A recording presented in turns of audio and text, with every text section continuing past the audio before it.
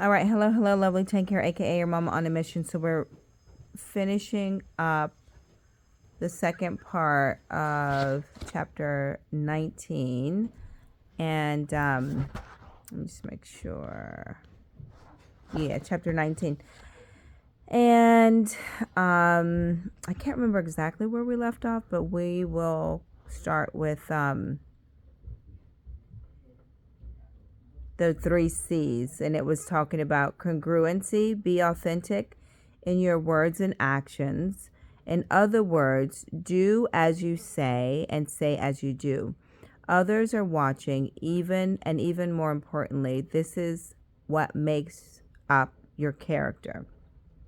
Clarity. Have a crystal clear vision of what you desire and certainty. Know within your heart and soul that what you are doing has purpose. But let's have you hear it from someone else directly. Let's call the next person and see what they have to share. What name do you have, Greg? Luann Mitchell, Greg said. Sharon put in, I've seen her all over the media. She was the Canadian Female Entrepreneur of the Year 3 years in a row. Let's call her, Dawn. I would love to meet her, even if only on the telephone. Turning to her co-author, she kidded him, saying, there you go, Greg, another successful woman to interview. She's a firecracker, let me tell you, Let me tell you. Green dialed her office line, but there was no answer. He continued with Mitchell's credentials. Her many awards include being honored as a leading woman entrepreneur of the world in Madrid in 2001, and McGill University of Montreal, Quebec, presented her with its prestigious Management Achievement Award in 2003. The American Biographical Institute named her Woman of the Year for 2005, and she was given its Lifetime Achievement Award. She was also named Canada's #1 female entrepreneur by Profit and Chatelaine magazine in a nationwide search for 3 consecutive years. Great, get the idea? Let's see. I think I have another contact for her. Flipping the card, he found her private cell phone number and called it. There was an immediate response. Hi, Dawn. What's going on, love? Mitchell said in the warmest tone. Hi, Luann. I have a couple of people here with me, and we wanted to ask you a quick question. Got a minute? Of course, darling. Who's there? Sharon spoke into the microphone. My name is Sharon Letcher, and beside me is Greg Reed. We're working on a new book with the foundation and wanted to ask you something. Okay, shoot, Mitchell replied. I actually know a bit about you already, having read your story in the paper. When your husband passed away, you took over a failing meatpacking plant that was one step from bankruptcy and turned it around in only 3 years. True. But what they don't write about in the press is what we went through to make that happen, Luann Mitchell said with a bit of a sigh. Without allowing a moment's silence, Greg asked, what do you mean? When my husband died, things were so tight that even my kids asked if we could pay the mortgage. Truth is, I didn't know. But there I was, a widowed mother of 3 with no income and a majority shareholder of this failing meat plant. And I decided to focus all my attention on trying to turn the business around. Greg continued his questioning. Did people think you were crazy? With a laugh, she responded, no, absolutely not. They were absolutely certain. They were convinced I would fail based on my lack of experience. The group in the office smiled at the comment. What did you do? Asked Sharon. One thing that my late husband used to say was that I was the perfect consumer. I was a mother of 3 and had a husband who needed to lower his salt intake due to his health condition. So I focused on creating a product line that catered to my own demographic and created a healthier gourmet line that everyone could enjoy. When you got this inspiration, did it get turned down by investors or lenders? Sharon wondered. We went to every lender and they all said the same thing. If you are in, we are out. Ouch, that must have hurt, Green sympathized. Not really, Don. It became my driving force, Mitchell said. I believed in what I was doing, and I knew I was doing it for all the right reasons. And I believed we had a product that could be of service to the entire world. Greg said, that's powerful. As wild as it may seem, like you said before, Sharon, we turned that company around in no time. We instituted some great programs for our employees and we created magic. Our customers piled in and we started selling our products around the globe. It was a great success. Sales doubled, then tripled, and then things really got exciting. That's fantastic, Sharon remarked. We took the company to about $500 million a year in revenue before I sold it. Did you say billion with a B? Greg asked. I know, crazy, huh? Said Luann Mitchell. You heard right, $500 million.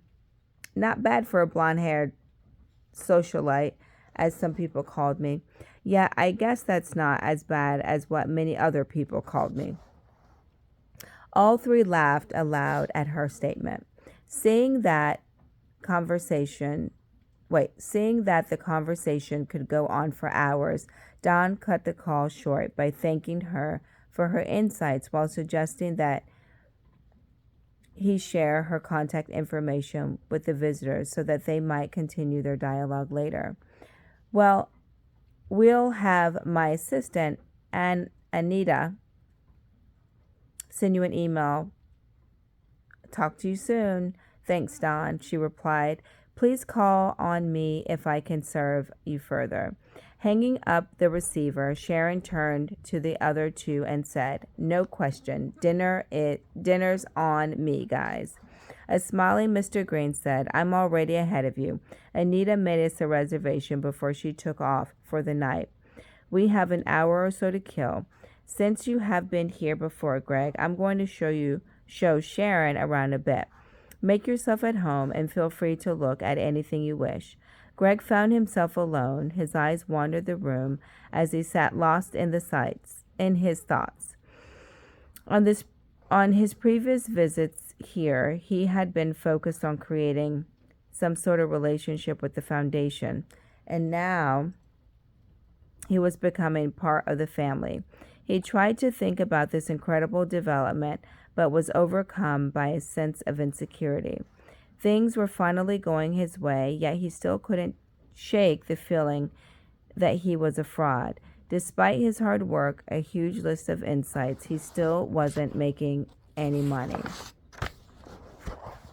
The business he had sold was doing okay, and he appreciated the couple of grand a month cash flow from the sale, but he was spending more than twice that in travel expenses, and debt was piling up. Here he was surrounded by all this prosperity, yet relieved that Sharon had offered to buy dinner because he knew his credit card would not be accepted. Things were so tight that he was considering filing for bankruptcy. He sighed, feeling depressed as his internal voice mocked him. I'm giving everything I have to this project, and I have nothing to show for it. I'm no better off than I was a year ago. Why would I think I could take on such a prestigious project? Who am I to keep company with these incredible, successful people? Maybe I should stop kidding myself and get a real job. Before he became completely overwhelmed with doubts, Greg tried to distract himself by poking around the office. Pulling books from the shelves, he placed them back, his attention fixated on his own troubles more than the wonderful works before him. He noticed a lone file cabinet only a few feet from where he had been sitting. Don said I could look at anything, he rationalized as he opened it. Wow, he gasped as he saw what lay inside. Row after row of Napoleon Hill's personal handwritten notes and articles. Many looked as if they hadn't been read since they were first filed away. On the top, Greg found a scroll labeled Adversity and Defeat. It read, Adversity and defeat. Every adversity you meet carries with it a seed of equivalent or greater benefit. Realize this statement and believe in it. Close the door of your mind on all failures and circumstances of your past so your mind can operate in a positive mental attitude. Every problem has a solution, only you have to find it. If you develop an I don't believe in defeat attitude, you will learn that there is no such thing as defeat until you accept it as such.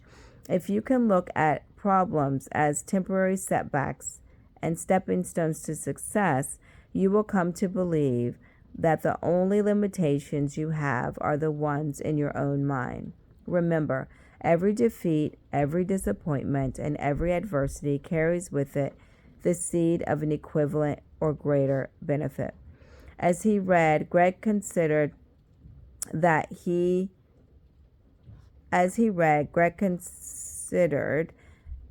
maybe his current despair was getting in the way of his progress. Hill's message struck a chord. Looking up from it for a moment, he reflected on the words.